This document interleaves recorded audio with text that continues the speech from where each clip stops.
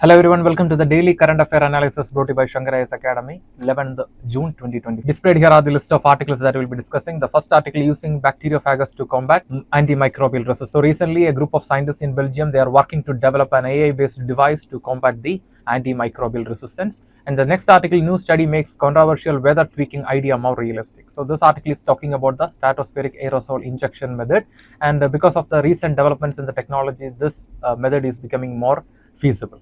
And the next article, how to check your DIGIPIN on your phone. So this article is taken from Indian Express, which is talking about the digital pin. So we'll be discussing the basic facts about the DIGIPIN.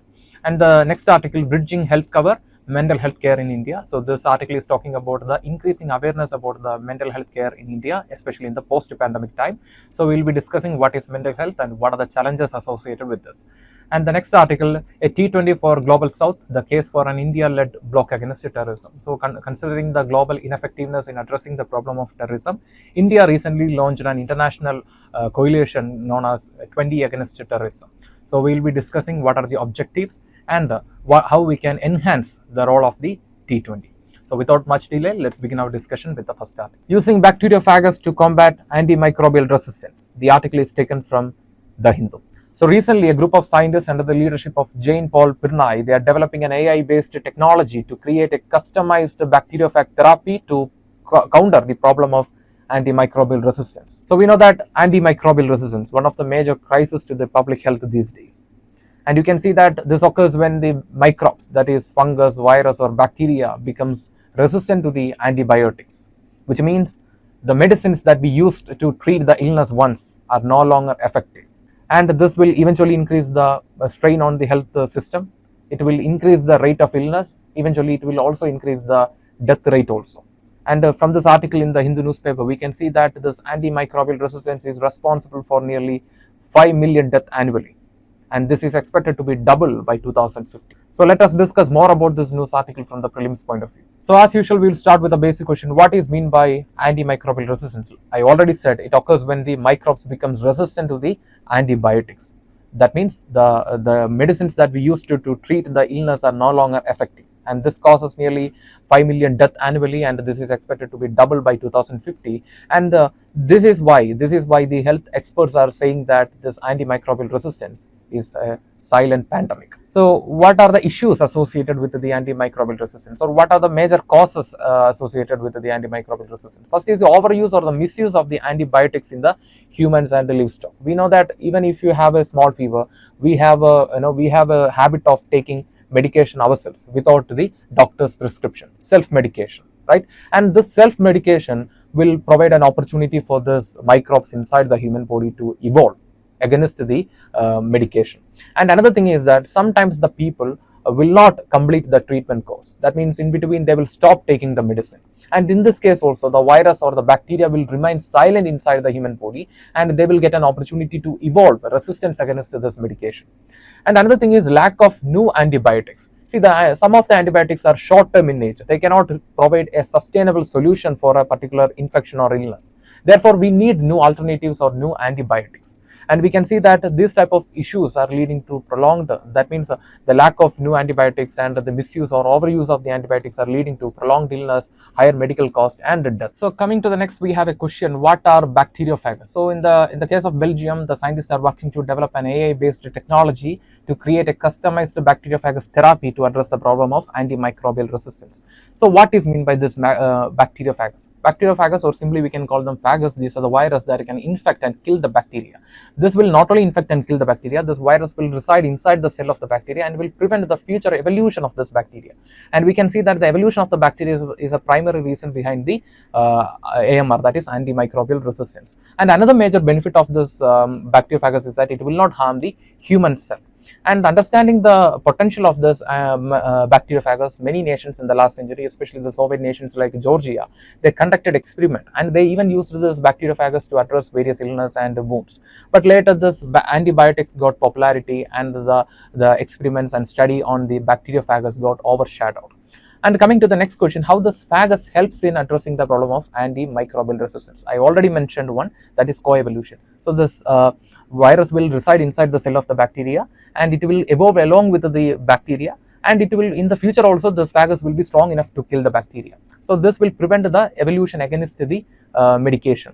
So this is one way this bacteriophage will address the problem of antimicrobial resistance. And another is the precision targeting. That means this phagus will kill only the harmful bacteria. So in the case of human body, we have both good bacteria and bad bacteria, right? Good bacteria is very important for human health. For example, the health of the gut, and therefore this phagus will kill only the harmful bacteria which is causing the infection. And another major benefit is that this phagus can be engineered or selected for a resistant infection. And another major benefit is it can be used for personalized therapy using AI and genome sequencing. So that's what we are seeing in the case of Belgium. And new innovation. So how this AI based system or the device will work? First is identifying the bacterium. So we will separate the bacterium from the infected person. We will collect the blood sample or urine sample, then we will study the bacterium which is causing the infection in the human body, and then we will understand the genetic code of the bacteria. That is, studying this AI device will study the genetic code, and then this AI device will find which phagus will be suitable for killing this bacteria. And finally, what happens is that this AI based technology will develop the phagus from the scratch using the biological molecules, and in the end we will administer this phagus to the patient, and the patient can be cured or we can better his condition. And this device this phagus will work only if the device is regulated. That means this phagus will not work itself, so there is no concern that this experiment or this method will go out of control. So coming to the prelims practice question, the question is, with reference to the bacteriophage, consider the following statements. Statement 1, bacteriophages are virus that can infect both human and the bacterial cell. This statement is incorrect. This bacteriophage will infect only the harmful bacterial cells, right? Therefore, the statement 1 is incorrect. It will not affect the human cells. And if you can eliminate the statement 1, we can eliminate option A, option C and option D. Therefore, we will reach the final answer, that is option B, 2 and 3 only. Anyway, we will go through the statement 2. They can evolve to overcome the bacterial resistance. So one of the major feature of this bacteriophagus is the co-evolution. That means even in the future also the phagus will be strong enough to resist the bacteria. And the next is, bacteriophagus can be synthetically designed and used in phage therapy to combat the antimicrobial resistance. Yes, that is a fourth step in the method explored by the scientists in Belgium, right? So the phagus will be developed by the AI device using biological molecules. Therefore, this statement is also correct. Therefore, the correct answer is option B, 2 and 3 only. So with this, we will move to the next article. New study makes controversial weather tweaking idea more realistic. The article is taken from The Hindu. So we can see that the climate change, especially the rising temperature, is one of the major crises that we are facing these days. And to combat this rising temperature, many scientific communities in the past, they even proposed many idealistic approach. For example, some of them even suggested placing a large mirror between the earth and sun to reflect the insolation. And at the same time, the scientific community, they also proposed another technique, that is the stratospheric aerosol injection. But this technique did not receive much acceptance in the previous days because of the limited technology. But these days, we can see that this method is getting more acceptance because of the technological development. So let us discuss more about the method stratospheric aerosol technique. So like I mentioned in the beginning, the climate change is the biggest challenge to the society these days, which includes rising greenhouse gases. This is a primary reason behind the global warming, and inconsistent climate mitigation efforts. That means difference of opinion between the nations, lack of proper implementation, funding issues there, limited technologies there. And another major challenge associated with the climate is the continued fossil fuel dependency. Even though we can see that not only the developing or underdeveloped nations, even the developed nations are also depending more on fossil fuel for their energy production. And coming to the technique, that is stratospheric aerosol injection. So before understanding about this technique, we have to talk about the volcanic eruption. So we can see that when the volcano is erupted, it will eject a lot of material things. At the same time, it will also emit a lot of gases, and one of the gases emitted by the volcano is the sulfur dioxide, and the sulfur dioxide will produce something called the sulfate aerosol. And the sulfate aerosol will act as a blanket, and it will prevent the insolation from reaching the earth. And that is why this will reflect, the sulfate aerosol will actually reflect the insolation, and that is why we are experiencing a cooling effect followed by an volcanic eruption. And this stratospheric aerosol injection is actually a mimic of this phenomena. So here we will directly inject the reflective aerosols into the stratosphere using the aircraft. So simply we can say that it is a stratospheric aerosol injection is a method where we directly inject the reflective aerosols into the stratosphere using aircraft. So coming to the traditional method, that is traditional stratospheric aerosol injection method and the new approach, what are the difference? So in the traditional stratospheric aerosol injection method, the aerosol is injected at an altitude of 20 plus kilometers, and we primarily focused on equatorial regions, because we can see that equatorial is a region which receives the direct sun rays, right? And this method was more expensive, and at the same time it needed specialized aircraft. But in the case of new approach, the aerosols are injected at an altitude of 13 kilometer, and at the same time here the focus is, the target is shifted from equatorial to polar and extratropical regions, and here we will use the modified commercial aircraft. So in the traditional method we needed specialized aircraft, but here we can use the modified commercial aircraft, for example Boeing 777F, to inject the aerosol into the atmosphere, and therefore it is very cost effective, and at the same time the deployment is more faster. And coming to the key findings, according to the recent study, to achieve the cooling by 0.6 degrees Celsius, we need at least, through this method, we need at least 12 million tons of sulfur dioxide per year. And to achieve the cooling, if you want to achieve the cooling by 1 degree Celsius, then we need at least 21 million tons for low altitude and 7.6 million tons of sulfur for the high altitude. And we also need fund or cost for modification of the aircraft. For example, we have to modify the 777F Boeing with insulation and the pressurized tanks. For that also we need fund, and then only they can go to the altitude and inject the aerosol into the atmosphere. And coming to the risk associated with this method, the first is the increased acid rate and delayed ozone layer recovery, because we are using sulfur dioxide, because this has a potential to harm the atmosphere as well. The next is less effective cooling in the tropical region, because as per the new approach, the focus will be more on polar and extratropical region. Therefore, the tropical region will not have that much effect. And the next is global impact, that means affect all the nation. That means the action of the one nation can impact all other nations. And coming to the prelims practice question, the question is, what is the primary goal of stratospheric aerosol injection? Option A, to reduce ocean acidification. Option B, to trap the greenhouse gases in the atmosphere. And option C, to reflect sunlight away from the earth and cool the planet. And option D, to increase cloud cover for more rainfall. See, the last technique is known as cloud seeding. Therefore, this is not the correct option. The correct option is option C, that is to reflect the sunlight away from the earth and cool the planet. And this technique is known as the objective of the stratospheric aerosol injection is to reflect the sunlight away from the earth. So therefore, the correct answer is option C. Let's check the answer. Yes, the correct answer is option C. So with this, we will move to the next article. How to check DIGIPIN on your phone. The article is taken from Indian Express. So recently the government of India launched the DIGIPIN system, that is Digital Postal Index Number. And this is developed by this is launched by the Department of Post, and the parties involved in the development of the DIGIPIN are the IIT Hyderabad along with the National Remote Sensing Center and ISRO. So this system will provide precise geocoded digital address. That means every property in a neighborhood will have a DIGIPIN. So before that, we have to understand about what is meant by PIN code. PIN code is an identification number. A region will have a particular PIN code, and usually it will be a 6-digit number, right? Starting with a 6 or going like that. So this 6-digit number will be used to identify houses or any institutions or any organizations in a particular region. But this DIGIPIN will be provided to every property. That means every household, every institution or every organization in a neighborhood will have a DIGIPIN, a digital postal index number. So this will enhance the easy accessibility to the institution or the household. At the same time, that's why it is also known as precise geocoded digital address system. So let us discuss more about the DIGIPIN. So DIGIPIN, the full form is Digital Postal Index Number, and it is an open source interoperable geocoded grid-based address system.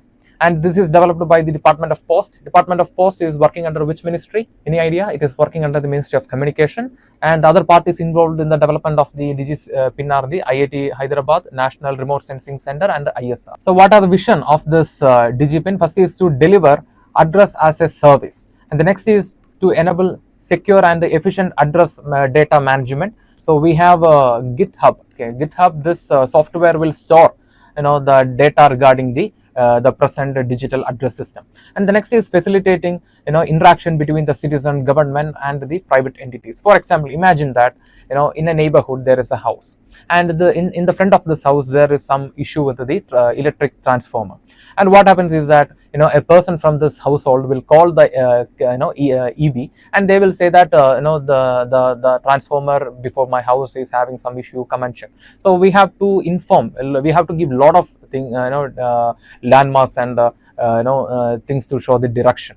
So in the case of if you have this DIGIPIN, if that house has a DIGIPIN, then they can easily give this DIGIPIN to the EB, and the EB can easily come and sort out this problem. So that is how this DIGIPIN system is working, and that is why we are saying that it will deliver address as a service, and it will facilitate the interaction. It will enhance the interaction between citizen, government, and the private entities. And coming to the key advantages of the DIGIPIN, first is improved location mapping in remote and the urban area. That means the present DIGIPIN system will cover the regions which are not traditionally covered, which includes forest and remote area. And the next is enhances logistics, delivery, and emergency service. So emergency service, for example, in a household there is a medical emergency. For example, the house name is Mohan Villa, and within a neighborhood there are 3 Mohan Villa. Okay, so what happens is that they will say that my house is located in this region, the pin code is this is the pin code, and they will give the house name also. But in the same region you can find 3 household with the same name. But in the case of the digital, if you have a digital pin, then they can track the digital pin, and they can easily come, they can come fastly to this household, and they can save the person. And the next is enables GIS based service delivery. So this DIGIPIN, they will use a lot of technologies like GNSS, that is Global Navigation Satellite System, and Geographic Information System to give this digital pin, or to assign the digital pin to different property. And in the case of traditional pin code, it is based on manual mapping. And the next is public access and collaboration with the via GitHub. So GitHub is a software which will store the data regarding the address. And the next is scalable for ministries, states, and private sectors. So like I mentioned, it will enhance the interaction between the people in different ministries, states, and the private sector. So this will be useful in lot of fields, various fields like urban mapping, rural land reforms. So like that, in various aspects we can use this digital transformation. And next we are going to see the difference between the DIGIPIN and the traditional pin code. So the traditional pin code will be usually a 6-digit number. Right, it's a 6-digit number, but in the case of the DIGIPIN, it will be an alphanumeric number. That means it will be like A, 10, B, 6, 0, D. Like that, it will be a mixture of alphabetic alphabets and numbers.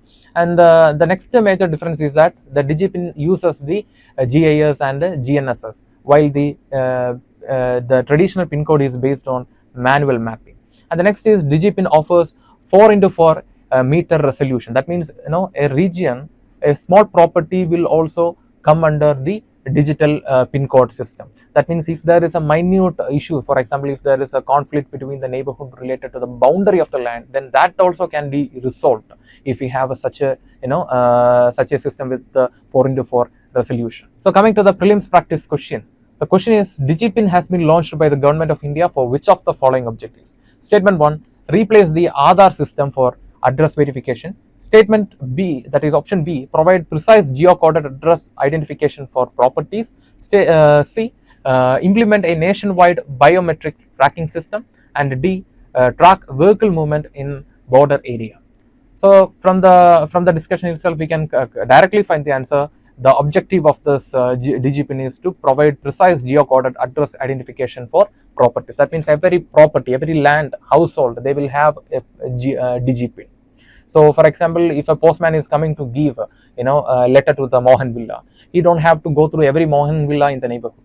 He can use this DIGIPIN and he can give the letter directly to the Mohan in the Mohan Villa. So that is the key difference between the traditional pin code system and the present digital pin code system. And another major advantage is that this digital pin code system will cover vast area than the traditional pin code system has not covered so far. For example, it involves the mountainous region, forest. this will also be covered under the digital pin code system. So we can expect that in the future, in the coming days, this digital pin code system will even transform the forest management also. So before that, we have to check the correct answer. The correct answer is option B. So with this, we will move to the next. A T20 for the global south, the case for an India-led bloc against terrorism. The article is taken from Indian Express. On 22nd April 2025, the Pahalgam terror attack reignited the debate about the global ineffectiveness in fighting the terrorism. And considering the global ineffectiveness in fighting the terrorism, India recently launched an international coalition called 20 Against Terrorism, or T20. So let us discuss more about this article from the mains point of view. So first we will start with the gaps in global counter-terrorism architecture. First is the ineffectiveness of major organizations like United Nations, Financial Action Task Force, and the Global Counter-Terrorism Forum. So we can see that all these organizations are formed after the World War II. But even after the World War, the world witnessed a lot of events which violated the basic rights of the people. The best example is the Gaza.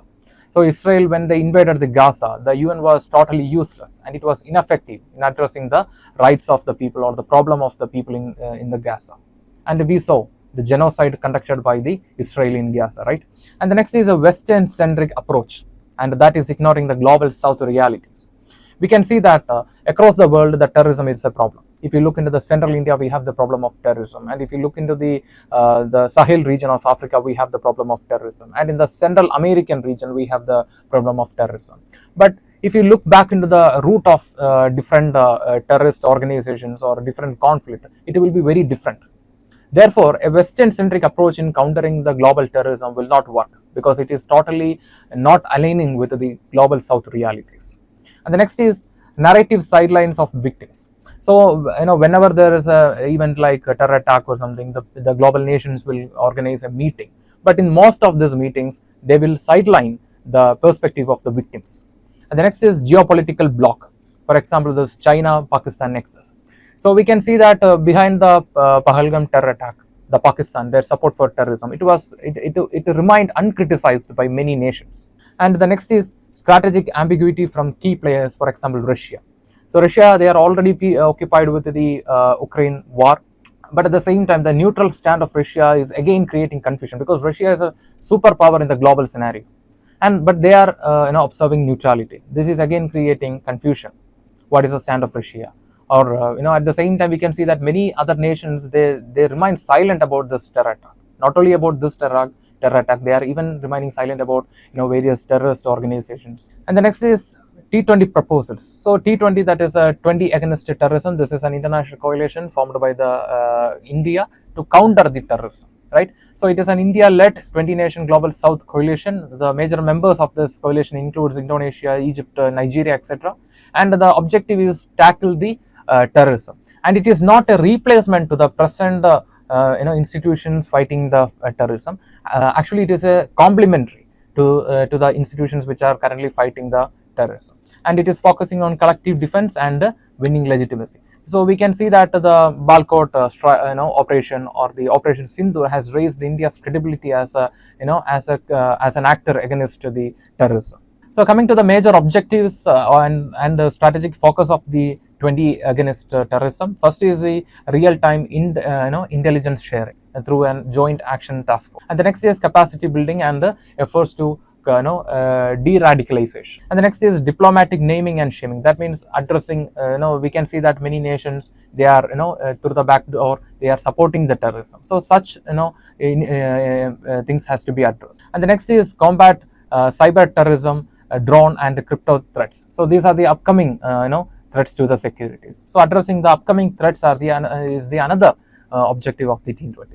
And the next is emphasize data and the community resilience. So this is very important to resolve all the problems across the world. So coming to the way forwards. So what can be done to strengthen the T20?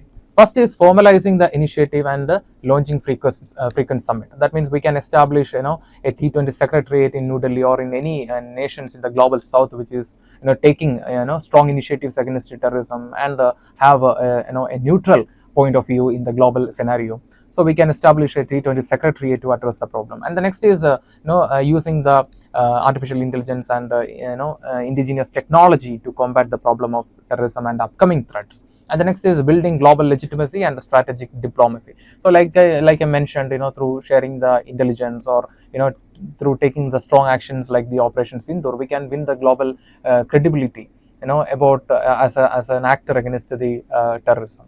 And the next is investing in the social development, which includes investing in skilling, education, and de-radicalization.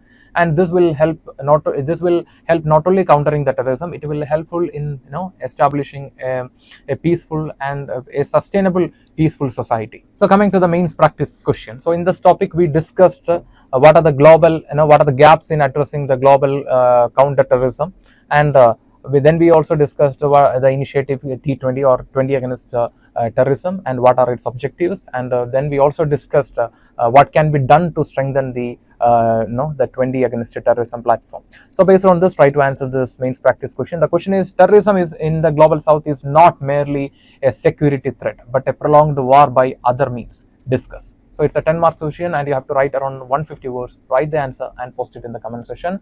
We will review and we will reply for your answer. Now it's time to move to the next article. Bridging health cover, mental health care in India. The article is taken from The Hindu. In post-pandemic period, especially in India, we can see a growing focus on mental health care. And according to the article from The Hindu, we can see that the mental health insurance claims in India have risen by 30 to 50%. So in this background, let us discuss more about the mental health in India and what are the challenges associated with. So first we'll start with the legal definition for the mental health in India. So according to the Mental Health Care Act of 2017, mental illness means a disorder of thinking, mood, perception, orientation or memory that impairs judgment, behavior or ability to function in daily life. And this act excludes intellectual disability as a mental illness. Intellectual disability, for example, we have the Down syndrome. Such issues are not considered as mental illness according to the Mental Health Care Act of 2017. So simply the mental illness means the disorder that affects a person's ability to function in daily life. And this act also guarantees certain rights like the right to affordable mental health care, protection from discrimination, and right to community living, and the right to be covered under the health insurance. And coming to the constitutional provisions related to the mental health, first we have the Article 21, which guarantees the right to life. It includes the right to better mental health well-being. And the next we have the Article 39E, which provides provisions for the protection of health of workers, including men and women. And then we have the Article 41, which guarantees right to assistance to the people if they are facing problems like any sickness or disability. And then we have the Article 47, which states that it is a duty of the state to improve the public health. So coming to the issues with the mental health care in India, first major issue is the lack of awareness. That means the people do not know they are that the therapy and the counseling are covered under the outpatient insurance. And the next major issue is the rural urban divide. That means 50% of the mental health insurance are taken from tier 1 cities, while the tier 2 cities and the rural areas still lagging backward. And the next is underutilization. So the Mental Health Care Act of 2017 guarantees that the mental health will be covered under the health insurance, but this provision is still remaining underutilized. And the next is delayed care seeking. That the people fear because of their fear in the social stigma, they may have a tendency to hide their mental health. And the next issue is delayed care seeking. The people fearing the social stigma or discrimination, the people they often hide their mental problem. So this time sometimes the mental issue, the psychiatric issue is going beyond their hands, and that time only they will reach out for help. And the next major issue is the delayed care seeking. The people fearing the discrimination or social exclusion, they may have a tendency to hide their mental health.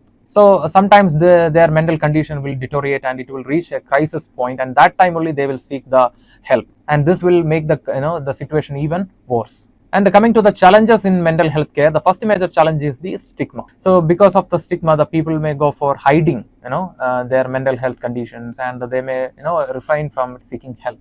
And the next is shortage of professionals. According to the World Health Organization recommends that at least there should be 3 psychiatrists for 1 lakh people. But in the case of India, according to the National Mental Health Survey, we can see that there is only 1 psychiatrist for 1 lakh people. And the next is the inequitability. And the next is inequitable access in rural and low income areas. Like I mentioned, 50% of the mental health insurance came from the tier 1 cities, while the tier 2 and the rural areas still remaining backward. And the next is the lack of penetration of the mental insurance, and understanding is still poor. Like I mentioned, the people do not know that the counseling and therapy are covered under the outpatient department insurance. At the same time, the people they don't know, that the mental health is also covered under the health insurance. And the next is the lack of early intervention in school, workplaces, and families. These are the primary sources where the people will experience their trauma. And you can see that the early intervention in this field is very necessary to address the problem of mental health illness in various people in various age group. And coming to the way forward, what can be done? First is awareness drives. That means public education about the mental health and the insurance benefits. And the next is strengthening rural accessibility. Like I mentioned, 50% of the mental health insurance came from the tier 1 cities, while the rural areas still remaining backward. This has to be addressed. The next is training the mental health workforce. That means increasing the psychiatrists. As of now, we have only one psychiatrist for 1 lakh people, but actually we need, according to the World Health Organization recommendation, we need 3 psychiatrists for 1 lakh people, but we don't have that. And that means we have to increase the psychiatrists, counselors, and social workers. And the next is workplace program. So workplace program is very important to ensure the mental health well-being of the employees, because we can see that especially in the people who are working in IT sectors are facing a lot of mental stress, and some of them are even committing suicide. And the next is digital therapy platforms. We have the best example. We have the e-Manas, right? So we have to promote such initiatives. So therefore we can take strong initiatives against problems like suicide and all. And the next is school and college outreach. So this is very important for early intervention, because the people will be experiencing trauma in school and colleges because of various reasons. So coming to the mains practice question, the question is, mental health is no longer an afterthought in India's healthcare system. Analyze the recent legal and policy efforts to integrate mental health into mainstream health services. So it's a 15 marks question, and you have to write around 250 words, write the answer and post it in the comment section. We will review and we will reply for your answer. With this, we are coming to the conclusion for today's current affair analysis. If you like the video, hit the like button, give your feedbacks as comments, and share this content with your friends. And before leaving this channel, don't forget to subscribe and also hit the bell icon to receive on-time update from Shankar IAS Academy. Thank you for listening to us. Thank you for listening to me. Have a nice day.